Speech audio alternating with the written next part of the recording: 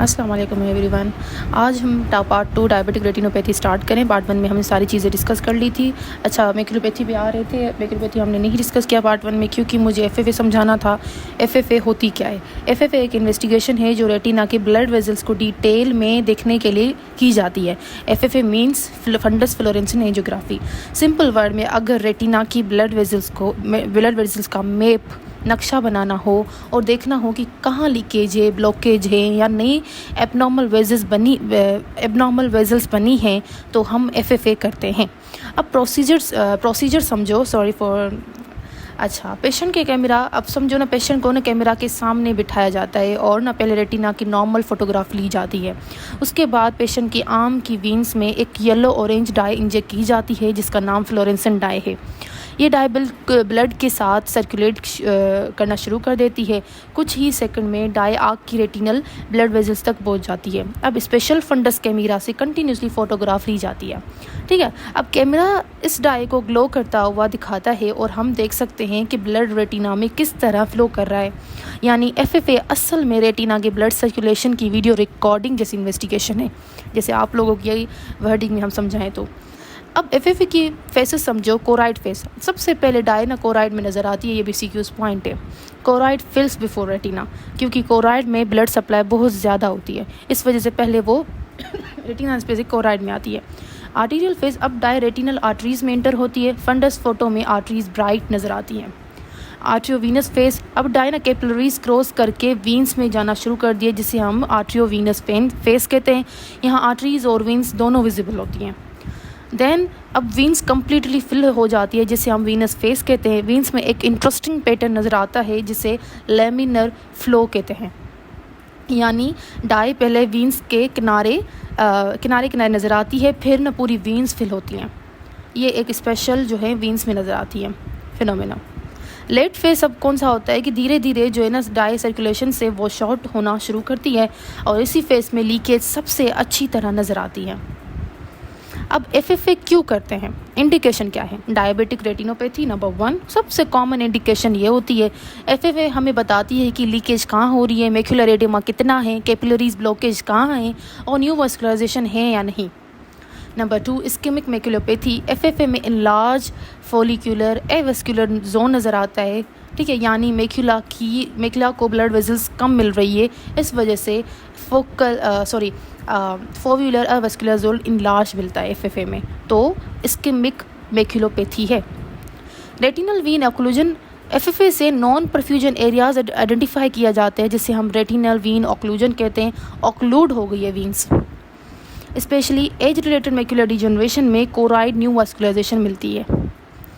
एफएफए finding समझो। हाइपरफ्लोरेसेंस and हाइपोफ्लोरेसेंस। हाइपरफ्लोरेसेंस जहाँ die ज़्यादा ब्राइट नज़र आए, lesion, leakage, new vascularisation, micro aneurysm. Diabetic retinopathy में लीकेज, माइक्रो एन्यूरिज्म से हाइपरफ्लोरेसेंस दिखती है। ये BCQ's पॉइंट है। हाइपोफ्लोरेसेंस जहाँ डाई नज़र ही ना आए, किस वजह से? वेजल लीकेज की वजह से। हेमरेज डाई को कवर कर रही है, यानी ब्लड सप्लाई नहीं है या व्यू ब्लॉक है, देन हाइपोफ्लोरेसेंस नज़र आएगा। डायबिटिक रेटिनोपैथी में एफएफए अगर माइक्रो एन्यूरिज्म लीक कर रही है तो लेट फेस में ब्राइट स्पॉट नज़र आती है। ठीक है, अगर मैक्युला एडेमा है तो डिफ्यूज़ लीकेज नज़र आती है। अब इस्कीमिया है तो कैपिलरीज नॉन परफ्यूजन एरियाज नज़र आती हैं। समझ रहे हो ना, इस्कीमिया है, नॉन परफ्यूजन एरिया। अगर प्रोलिफरेटिव डायबिटिक रेटिनोपैथी है तो न्यू वेजल्स बहुत ब्राइट लीक करते हुए नज़र आती हैं। अब फॉर एग्जांपल BCQs कैसे आएंगे? एफएफए कौन सी डाई यूज़ होती है? आपको पता है, सोडियम फ्लोरेसेंट। डाई किस रूट से दी जाती है? IV इंजेक्शन से। डायबिटिक रेटिनोपैथी में एफएफए क्यों करते हैं? लीकेज डिटेक्ट करने के लिए, नॉन परफ्यूजन एरिया देखने के लिए, न्यू वास्कुलराइजेशन को आइडेंटिफाई करने के लिए। अब सवाल ये आएगा कि इस्केमिक मैक्युलोपैथी क्लासिक फाइंडिंग एफएफए में कौन सी आती है? तो इनलार्ज फोव्यूलर एवेस्कुलर जोन बुक की पॉइंट है, ये बात याद कर लो। अब हम आते हैं मैक्युलोपैथी में। टाइप्स है उसके, 2 हैं टाइप्स। कौन से? फोकल मैक्युलोपैथी और डिफ्यूज मैक्युलोपैथी। पहले तो ये समझो कि मैक्युला डायबिटिक रेटिनोपैथी के किस स्टेज में भी इन्वॉल्व हो सकती है। ठीक है, यानी पेशेंट को सिर्फ एडवांस डिजीज़ में ही मैक्युलर प्रॉब्लम नहीं होती, बल्कि अर्ली स्टेज में भी मैक्युला इफेक्ट हो सकती है। अब सवाल है कि मैक्युला इतनी इम्पोर्टेंट है क्यों? क्योंकि मैक्युला रेटिना का सेंट्रल हिस्सा है जो हमें रीडिंग, मोबाइल चलाना, चेहरा पहचानना और फाइन डिटेल्स देखने में मदद करती है। इसलिए जब मैक्यूला इफेक्ट होती है तो पेशेंट की सेंट्रल विजन ब्लर हो जाती है और बाद में विजुअल लॉस भी हो सकती है। इस वजह से डायबिटिक पेशेंट में विजुअल लॉस की सबसे कॉमन काज डायबिटिक मैक्यूलोपैथी मानी जाती है। अब डायबिटिक मैक्यूलोपैथी के डिफरेंट टाइप समझते हैं। Number 1, focal मैक्यूलोपैथी।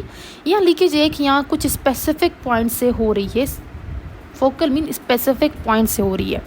अक्सर ये लीकेज माइक्रो एन्यूरिज्म जो बन रही थी डायबिटीज़ की वजह से, या डायलेटेड कैपिलरीज जो आर्टरीज वीन्स को डायरेक्टली बाईपास कर रही थी कैपिलरीज को, डायलेटेड कैपिलरीज से होती है। इस लीकेज की वजह से रेटिना का एक लिमिटेड एरिया सूज जाता है, एडिमा हो जाती है। इसके आसपास हार्ड एक्सुडेट जमा हो जाते हैं because of the leakage. Simple example low, for example आपके घर की अगर छत सिर्फ एक जगह से टपक रही हो तो पूरा कमरा गीला नहीं होता, सिर्फ एक एरिया गीला होता है जो जहाँ से वो टपक रही है। इसे हम फोकल मैक्यूलोपैथी का कॉन्सेप्ट है। एफएफए करने पर इस स्पेसिफिक एरिया में डाई लीकेज नज़र आती है और ये बात याद कर लो। अब आते हैं डिफ्यूज़ मैक्यूलोपैथी पे। यहाँ लीकेज सिर्फ एक पॉइंट से नहीं होती बल्कि बहुत सी कैपिलरीज से हो रही होती है। रिज़ल्ट ये होता है कि पूरी मैक्यूलर एरिया में स्वेलिंग आ जाती है, रेटिना डिफ्यूज़ तौर पर थिक हो जाती है, मल्टीपल एन्यूरिज्म और हार्ड एक्सुडेट नज़र आते हैं। इस कंडीशन को सिस्टोइड मैक्यूलर एडिमा भी कहा जाता है। मीन्स डिफ्यूज़ मैक्यूलोपैथी और सिस्टोइड मैक्यूलर एडिमा सेम है। यानी फोकल मैक्यूलोपैथी में लोकल स्वेलिंग होती है और डिफ्यूज़ मैक्यूलोपैथी में वाइड स्प्रेड स्वेलिंग होती है। अब आते हैं डेंजरस टाइप पर, यानी इस्केमिक मैक्यूलोपैथी। यहाँ प्रॉब्लम लीकेज का नहीं है, यहाँ प्रॉब्लम ब्लड सप्लाई की होती है। मैक्यूला तक ऑक्सीजन ही नहीं पहुँच पाती। इंटरेस्टिंग बात यह है कि फंडस देखने पर मैक्यूला कभी कभी ज़्यादा एबनॉर्मल नज़र नहीं आती, बिल्कुल नॉर्मल लगता है, लेकिन पेशेंट की विजन बहुत ज़्यादा ख़राब होती है। यानी डॉक्टर को रेटिना ठीक लग रही होती है लेकिन पेशेंट कह रहा होता है कि मुझे नज़र नहीं आ रहा। ये भी केस आता है कभी कभी। एफएफए करने पर पता चलता है कि फोविया के आसपास कैपिलरीज बंद है और इस फाइंडिंग को कैपिलरीज नॉन परफ्यूजन कहते हैं। अब एक बहुत इम्पोर्टेंट फाइंडिंग मिलती है इसमें, लार्ज फोविला अवस्कुलर जोन जो हमने पढ़ाई थी, यानी एफएजेड। एग्जाम में अगर लार्ज एफएजेड लिखा हो तो फ़ौरन इस्केमिक मैक्यूलोपैथी सोचनी है। कभी कभी पेशेंट में लीकेज भी होती है, इस्केमिया भी होती है और इस कंडीशन को हम मिक्स्ड मैक्यूलोपैथी कहते हैं। अब एक बहुत इंपॉर्टेंट एग्जाम टॉपिक डिस्कस करते हैं, clinical significant macular oedema CSMO। ये टर्म ETDR स्टडी ने दी थी। सिंपल लैंग्वेज में CSMO का मतलब है कि मैक्यूलर एडिमा इतनी डेंजरस पोजीशन में है कि विजन का सीरियस थ्रेट है और ट्रीटमेंट की ज़रूरत है। और अगर रेटिनल थिकनिंग मैक्यूला के सेंटर के बहुत करीब हो या हार्ड एक्सुडेट मैक्यूला के सेंटर के करीब हो और उनके साथ रेटिनल थिकनिंग भी हो तो उसे हम CSMO कहा जाता है। एग्जाम के लिए डिटेल मेजरमेंट याद कर सकते हो, लेकिन कॉन्सेप्ट ये है कि मैक्यूला के सेंटर के करीब एडिमा हो तो उसे हम CSMO कहते हैं। अब डिजीज़ और प्रोग्रेस करे तो patient advance diabetic eye disease में इंटर कर जाती है। ये अनकंट्रोल्ड प्रोलिफरेटिव डायबिटिक रेटिनोपैथी का रिजल्ट होता है। सबसे पहली कॉम्प्लिकेशन है परसिस्ट विट्रस हेमरेज। याद करो कि प्रोलिफरेटिव स्टेज में नए वीक ब्लड वेजल्स बनी थी। ये वेजल्स बार बार ब्लीड कर दी थी क्योंकि वो एबनॉर्मल थी। अब ये जब ब्लीड कर रही है तो विट्रस कैविटी में जमा हो जाता है ब्लड और इसे हम विट्रस हेमरेज कहते हैं और पेशेंट को अचानक विजुअल लॉस हो सकती है। दूसरी कॉम्प्लिकेशन होती है tractional retinal detachment. Repeated bleeding healing की वजह से फाइब्रोसिस डेवलप होती है और ये फाइब्रोस टिश्यू रेटिना को खींचता है अपनी तरफ और आखिर में रेटिना अपनी जगह से उठ जाती है और इसको ट्रैक्शनल रेटिनल डिटैचमेंट कहते हैं। तीसरी कॉम्प्लिकेशन है neovascular glaucoma. Retina ischaemia होती है तो वेजिफ रिलीज होते हैं जो हमने पढ़ा था। वेजिफ आयरस पर भी नए ब्लड वेजल बना देता है। ये वेजल्स एक्यूअस ट्यूमर को ड्रेनेज एंगल को ब्लॉक कर देती है और जिस वजह से रिजल्ट ये होता है कि इंट्रा ओकुलर प्रेशर बढ़ जाता है और न्यू वास्कुलर ग्लाइकोमा डेवलप हो जाता है। अब आते हैं बर्न आउट स्टेज पर। ये प्रोलिफरेटिव डायबिटिक रेटिनोपैथी का फाइनल स्टेज है। यहाँ एक्टिव वास्कुलर डिजीज़ रीग्रेस कर जाती है, ख़त्म हो जाती है। नए वेजल्स ख़त्म या श्रिंक हो जाते हैं, लेकिन फाइब्रोसिस और परमानेंट रेटिनल डैमेज रह जाता है। मतलब जैसे एग्जांपल लो कि आग बुझ गई और लेकिन जलने का निशान रह गया, तो ये सारी चीज़ें बर्न आउट स्टेज में होती है। सबसे इम्पोर्टेंट क्लासिफिकेशन डिस्कस करते हैं ETDR क्लासिफिकेशन। ये इंटरनेशनली एक्सेप्टेड क्लासिफिकेशन है और एग्ज़ाम में बहुत पूछी जाती है, इसके BCQs आते हैं। पहला stage mild non proliferative diabetic retinopathy, यहाँ सिर्फ एक माइक्रोन एन्यूरिज्म नज़र आता है और कुछ नज़र नहीं आता। Mild M4 micro aneurysm only. Moderate NPDR, अब डिजीज़ थोड़ी प्रोग्रेस कर गई है, माइक्रो एन्यूरिज्म के साथ retinal haemorrhage, hard exudate, cotton wool spot भी नज़र आ सकते हैं। सीवियर NPDR में 4-to-1 रूल याद कर लो। सीवियर हेमरेज अगर 4 क्वाड्रेंट में हो, सिग्निफिकेंट वीनस ब्लीडिंग अगर 2 या 2 से ज़्यादा क्वाड्रेंट में हो, मॉडरेट इरमा एटलीस्ट 1 क्वाड्रेंट में हो, तो डायग्नोस होगी severe NPDR। Very severe NPDR, अगर सीवियर NPDR को 2 या उससे ज़्यादा क्राइटेरिया पेशेंट में हो तो उससे वेरी सीवियर NPDR कहते हैं। अब करते हैं कि मैक्युलर एडिमा, तो मैंने आपको बता दिया कि क्या होती है सारी चीज़ें। ओके, अब हम ट्रीटमेंट पे आते हैं। ट्रीटमेंट आप देख लेना, डायग्नोसिस वगैरह और ट्रीटमेंट भी थोड़ा मैं ओवरव्यू दे देती हूँ थोड़ा कि उसमें हम एंटी वेजिफ यूज़ करते हैं। वेजिफ जो हमें रिलीज़ हो रही थी वहाँ पे ऑक्सीजन की कमी की वजह से, उसको हम ख़त्म कर देते हैं। एंटी वेजिफ बिवाफिजुमाब, वैनिसिजुमाब, रेफिब्लर्स, सारी चीज़ें, ठीक है, एंटी वेजिफ दे देते हैं।